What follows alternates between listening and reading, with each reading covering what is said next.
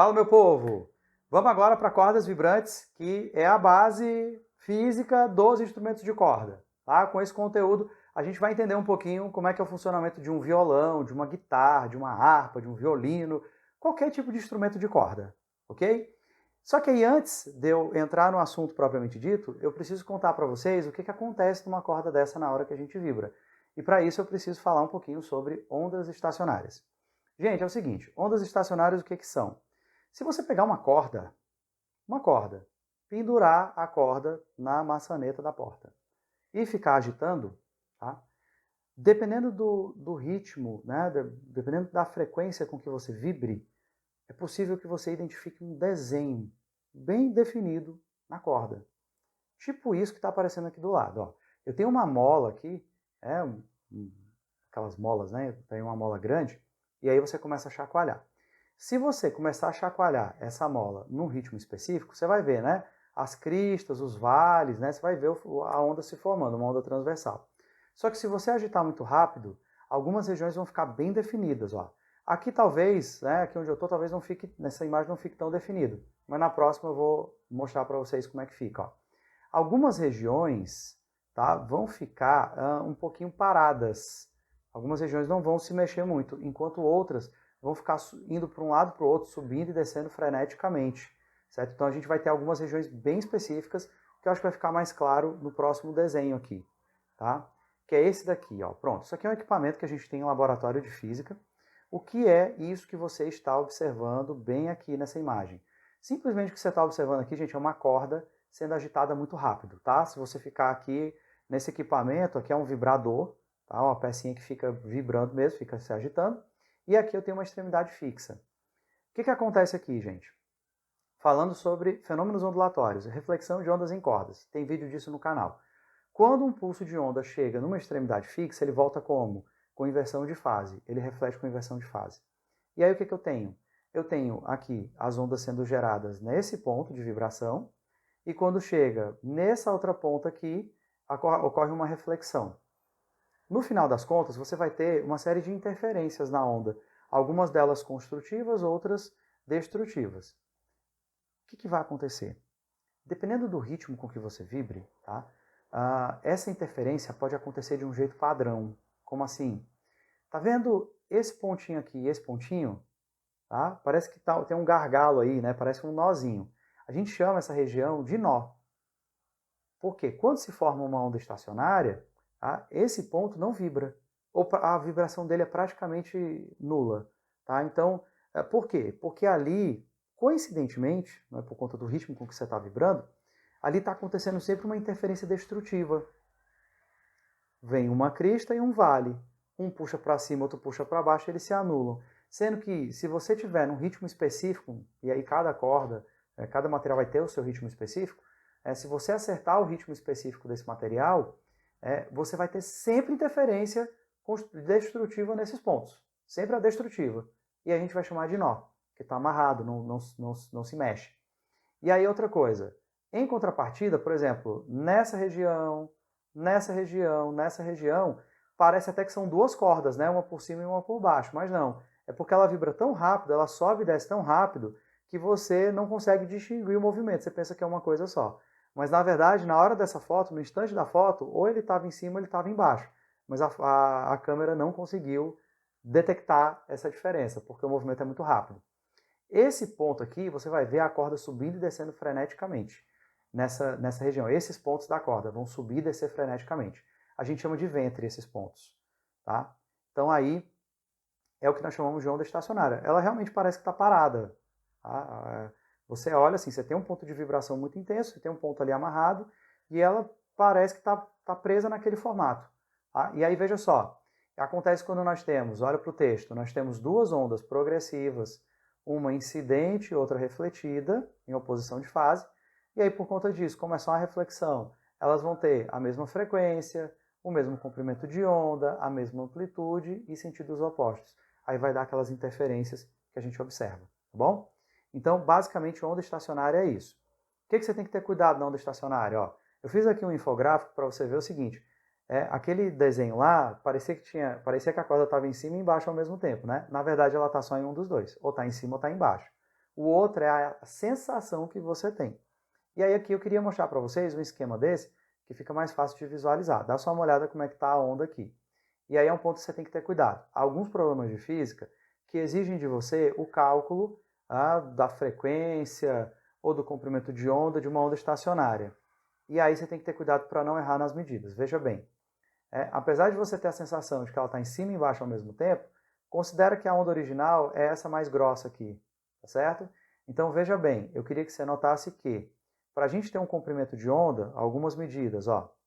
Por exemplo, bem aqui, ó, eu posso ter daqui para cá um comprimento de onda, tá? Essa daqui é só ilusão, essa crista entre elas é só ilusão que a gente tem. Então, na verdade, está aqui o comprimento de onda, entre esses pontos. E aí o que eu queria que você percebesse? Que para a gente ter um comprimento de onda completo, a gente tem que ter um ventre no meio, ó. Eu não posso pegar de um ventre para outro, ó. Se eu pegar daqui para cá, eu vou ter só metade do comprimento de onda. Para eu ter um comprimento de onda completo, eu preciso sair de um ventre, pulo esse daqui e vou até o seguinte. Se você não fizer esse pulo, você vai ter só metade do comprimento de onda. Outra coisa, mesma coisa que para os vales, tá? Para as partes mais baixas, não importa. No meio da onda, o que eu quero que você tenha cuidado?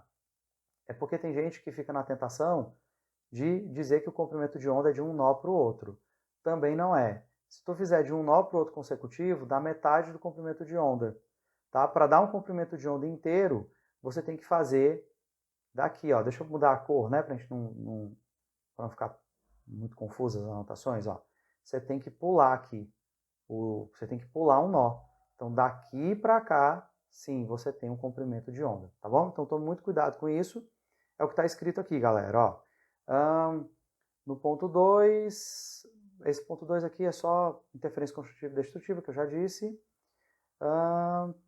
Aqui, veja só, o ponto 5, é o tópico 5 que eu queria destacar. Os outros eu citei nas telas anteriores. Veja só. Note pela figura que a distância entre dois ventres ou dois nós consecutivos não corresponde a um comprimento de onda. Ele é a metade desse valor, que é o que eu estou colocando aqui, ó. Distância entre dois nós ou dois ventres consecutivos é lambda sobre 2. Beleza? Só tomar cuidado com isso para na hora de tirar as medidas você não se atrapalhar, tá certo?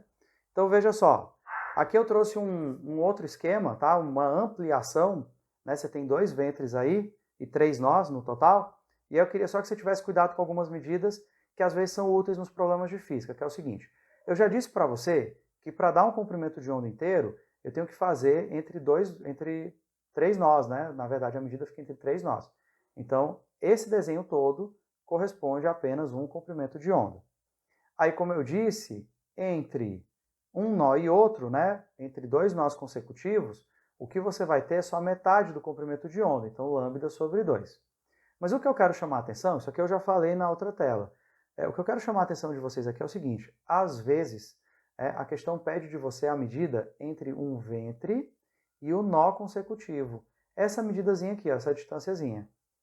Aí você diz, quanto é essa distância, né? De um nó para outro é metade do comprimento de onda. O ventre fica no meio do caminho. Então aqui, galera, na verdade é metade da metade, ou seja, é lambda sobre 4. Tá? Então essa distânciazinha daqui para cá, entre um ventre e um nó consecutivos, é 1/4 de comprimento de onda.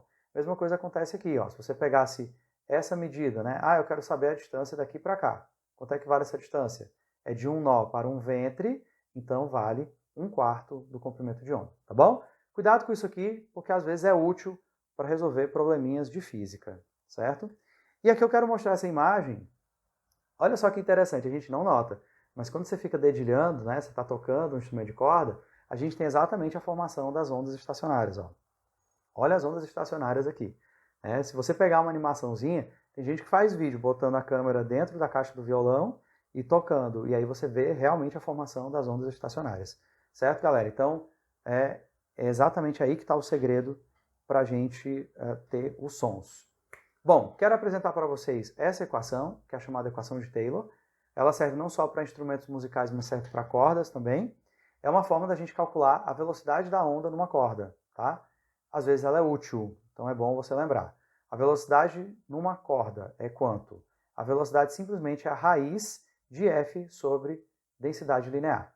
Quem é F? Às vezes tem alguns livros de física que escrevem assim, ó, botam a raiz de T sobre a densidade linear, tá? Se for T, é tensão na corda, é tração, certo? É força, tá? Você vai ter uma força em newtons aqui. E a densidade linear, o que é densidade linear? É densidade, só que ao invés de você olhar as 3 dimensões, densidade a gente está acostumado a fazer assim, né? É a relação de massa por volume. Essa é a densidade volumétrica, quando a gente olha o volume que o cara ocupa. Mas quando eu tenho uma corda, às vezes não interessa muito saber o volume da corda. Às vezes só o comprimento dela já é suficiente para a gente fazer a relação. É uma relação um pouquinho mais simples. Você olha só para uma dimensão do material. E aí a densidade linear é a mesma ideia daquela densidade volumétrica. A diferença é que ao invés de você pegar a massa e dividir pelo volume, você vai pegar a massa e dividir pelo comprimento da corda. Então, por exemplo, se eu disser para você que a densidade de uma corda vamos pensar que 1 quilo por metro, significa que a cada metro que eu tiver da corda, eu tenho 1 quilo. Eu tenho 2 metros de corda, são 2 quilos. Eu tenho 3 metros, 3 quilos. Eu tenho meio metro, meio quilo. Então você já faz uma relação direta entre o comprimento da corda e o volume. É isso que é densidade linear, tá bom? Mas normalmente as questões, tá? Algumas questões são assim, elas pedem para você calcular primeiro isso, para depois jogar aqui na equação de Taylor, tá? Mas tem muito problema dessa equação, que é só aplicar na fórmula. Ele já dá a densidade e tudo mais. Mas as contas são essas, tá? Assim, o cálculo é relativamente simples, você vai só fazer uma raiz da tensão na corda sobre a densidade. Isso significa o quê? Vou até pegar um violão aqui para a gente brincar. Eu não toco nada, eu só sei explicar, tá? Então veja só, o que eu estou querendo dizer para você? Que quando você aperta, você vai aqui na tarraxa e aperta a corda, o que você está fazendo? Você está aumentando a tensão. Você está aumentando essa tensão aqui na corda. Então isso vai fazer com que a velocidade aumente aqui. Claro que essa é uma coisa que você não vai perceber, né? Nossa, a onda está rápida aqui na corda. Você não vê. É muito rápido para você perceber. Mas isso vai ter um efeito interessante lá na frente e é isso que a gente vai discutir, tá bom? Bom, equação de Taylor apresentada, tá? Eu quero falar um pouquinho sobre harmônicos. Gente, é o seguinte, quando você toca, né? Quando você vai tocando aqui uma corda, vai tocando aqui um instrumento musical, se meu violão tá faltando corda pra caramba, o que acontece? Você tem aqui a formação de alguns padrões de onda estacionária. E esses padrões de onda estacionária é o que nós chamamos de harmônicos, tá? Então o que a gente vai fazer? A gente vai fazer agora uma sequência. Eu vou mostrar para vocês quais seriam as ondas estacionárias mais simples de serem formadas. A gente vai na sequência. A gente vai começar com a mais simples, que é o que a gente chama de primeiro harmônico ou frequência fundamental, e aí a gente vai esticando. Você vê que numa onda estacionária, a gente tem aquela região de nós e de ventres. E aí veja bem, quando eu tenho um instrumento de corda desses, o que você vai perceber? Você vai perceber que tanto aqui, nessa parte, como na tarraxa aqui, ó, a corda está presa, a corda está amarrada. Então, resultado, independente do harmônico que eu tenho aqui, independente da onda estacionária que eu forme aqui, uma coisa eu tenho certeza. Esses extremos não vão vibrar, porque eles estão amarrados. Se eles não vão vibrar, tem um nomezinho para isso. É o que a gente chama de nó. É aquele mesmo nó que eu disse para vocês agora há pouco. Você vai até notar, deixa eu subir aqui rapidinho para eu destacar uma coisa.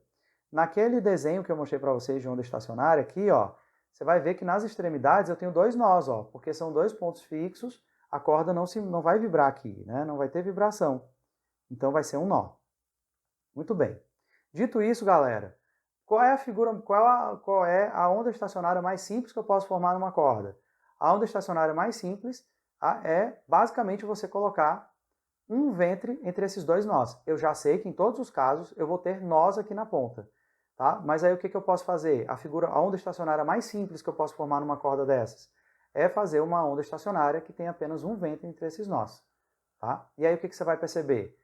Eu vou chamar de L, tá? Toda vida que você estiver vendo L aí, é o comprimento do fio, tá? Comprimento do fio. E aí nesse caso, o que eu quero que você note? Você vai perceber aí que o comprimento do fio vai corresponder apenas à metade do comprimento de onda da onda que você tem aqui do lado. Tá? Então vai ser lambda sobre 2, porque eu tenho simplesmente a distância entre 2 nós. E eu acabei de dizer para vocês que entre 2 nós a gente tem só metade do comprimento de onda. A gente vai já perceber um padrão matemático aí. Esse é o tal da frequência fundamental ou primeiro harmônico. é a onda estacionária mais simples que eu posso fazer numa corda. Qual seria a segunda figura mais complexa? Que é o que eu chamo de segundo harmônico, ou também conhecido como primeiro sobretom. A gente fala mais segundo harmônico, tá? E a gente usa o N também para diferenciar. N1, primeiro harmônico, mais simples, N2, segundo harmônico. Bom, no primeiro harmônico eu tinha só um ventre entre os dois nós. No segundo harmônico, o que eu vou fazer? Eu vou colocar dois ventres só. Eu vou deixar ela só um pouquinho mais complexa. Tá? Então eu vou formar uma onda estacionária, tá? com dois ventres. E obviamente entre eles tem que ter um nó. O que você vai perceber agora? Que eu tenho aqui, ó, eu saí de um nó, pulei o nó do meio e vim para o outro. Você vai ver que agora a medida que eu tenho aqui, a medida dessa corda, vai valer exatamente um comprimento de onda. Tá? Só que aí vamos fazer o seguinte, eu vou usar sempre esse primeiro como padrão. Tá? Então, no primeiro harmônico, nesse aqui de cima, eu tenho uma vez a metade do comprimento de onda. Nesse de baixo, o que você vai notar? Você vai notar que agora, essa figura que é meio comprimento de onda, do primeiro harmônico, ela se repete duas vezes. Você tem duas vezes a metade do comprimento de onda. O que eu quero que você perceba? E aí aqui a gente vai começar a notar um padrão matemático. Você vai notar que nos próximos harmônicos, a figura do primeiro vai só se repetir.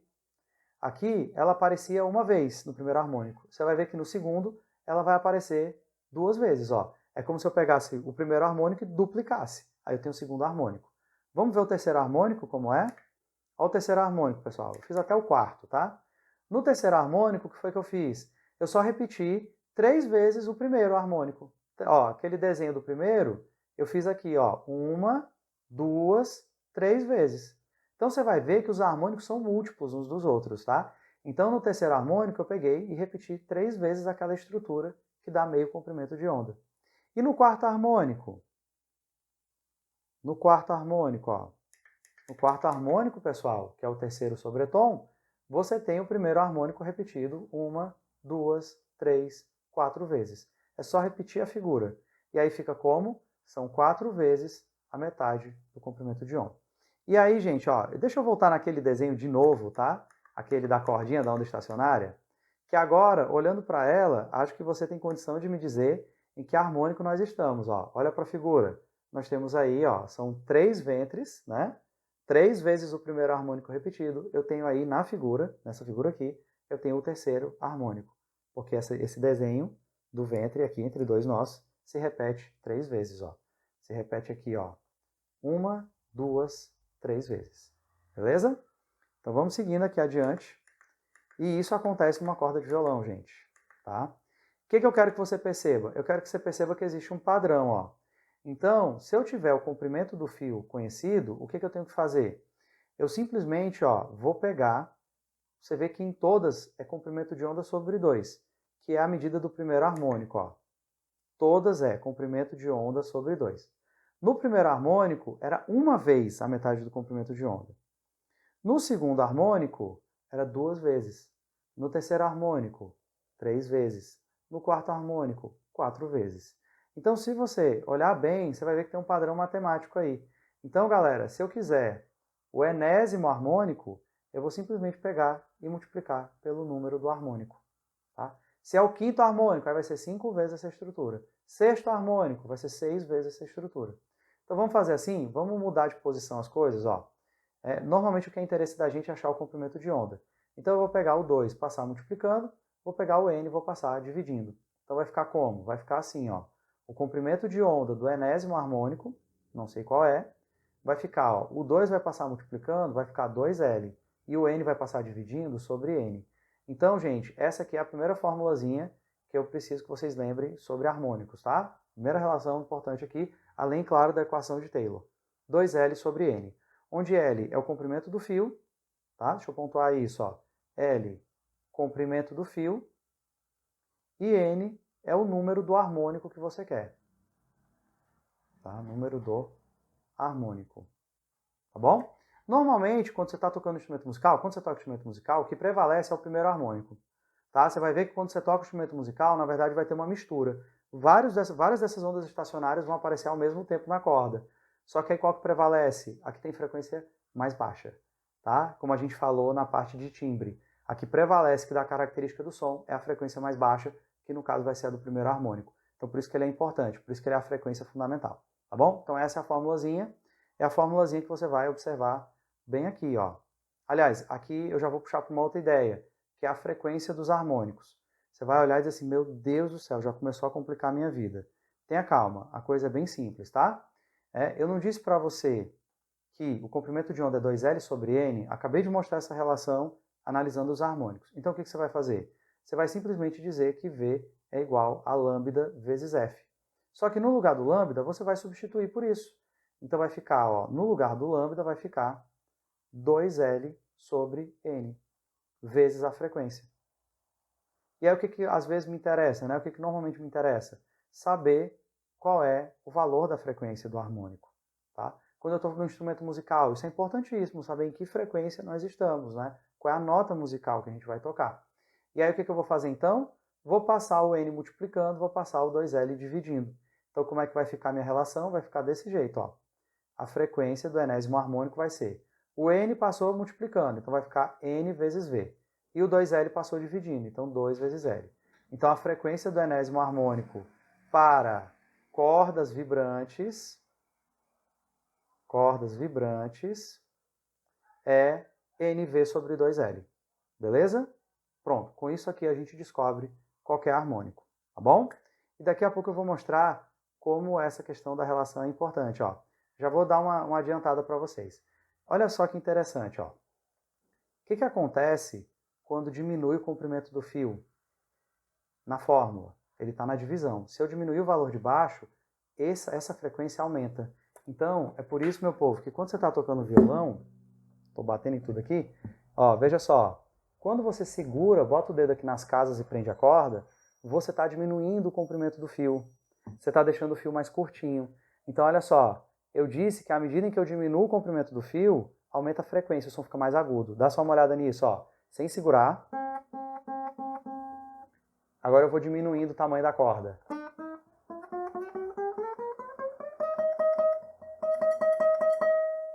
Viu que o som ficou mais agudo? Porque eu diminui o comprimento da corda. Se eu diminuo o comprimento da corda, aumenta a frequência. Isso acontece com todas as cordas, pessoal. Ó, essa aqui eu vou começar bem curtinha, ó. Ó como ela é aguda, ó. Estou aumentando o comprimento do fio. E o som vai ficando um pouquinho mais grave, tá? Então, a gente percebe que a fórmula tem tudo a ver com a realidade, né? Funciona de fato, né? As pessoas dizem que as fórmulas de física não funcionam, né? Aí você olha assim, meu Deus do céu, o que é isso aqui, Thiago? Ó, se acalma, relaxa, ó.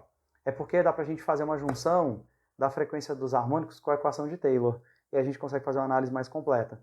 Porque, ó, eu acabei de mostrar essa fórmula aqui pra vocês, ó. Frequência é NV sobre 2L. Acabei de mostrar isso para vocês. Só que a velocidade, não tem aquela equação de Taylor que eu acabei de comentar? Eu comentei lá no início, raiz de tração sobre densidade linear. Então você vai simplesmente pegar essa velocidadezinha aqui e substituir pela equação de Taylor. Ó. NV sobre 2L. Aí fica com a equação de Taylor, fica essa bagunça. O que eu aconselho que você faça? Eu aconselho que você lembre dessas duas equações em separado. Se a questão exigir, você junta, tá bom? Eu só estou juntando para apresentar para vocês como está aqui do lado, porque eu quero fazer uma análisezinha rápida usando o violão para você ver como realmente a fórmula funciona, tá? E é isso aqui que eu quero mostrar para vocês, certo? Basicamente o que eu mostrei agora, tá? Quando a gente mexe na frequência, né? Quando a gente altera o comprimento da corda. Então dá só uma olhada, pessoal. Primeira coisa, eu queria que você olhasse para essa primeira aqui, tá? Ó, quando eu reduzo o comprimento da corda, a gente aumenta a frequência dos harmônicos. O som fica mais agudo. É o que eu acabei de mostrar para vocês, tá? É isso aqui, ó. Eu reduzo o comprimento da corda, o som fica mais agudo. Se eu faço o contrário, se eu aumento o comprimento da corda, eu reduzo a frequência dos harmônicos, tá na fórmula, ó, você reduz, é só olhar para a fórmula, ó. Se eu aumentar o comprimento, reduz a frequência, o som fica mais grave. Tipo isso aqui, ó.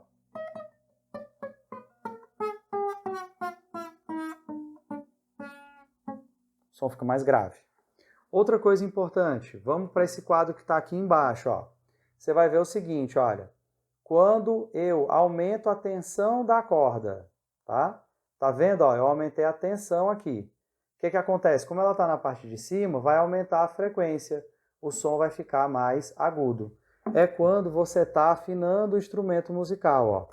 Quando eu estou afinando o instrumento, eu posso ficar apertando aqui a tarraxa. Deixa eu ver qual é o dessa corda. Esse aqui, olha só. Você vai notar, ó. Aqui eu vou só apertar. Começaram os fogos aqui perto, ó.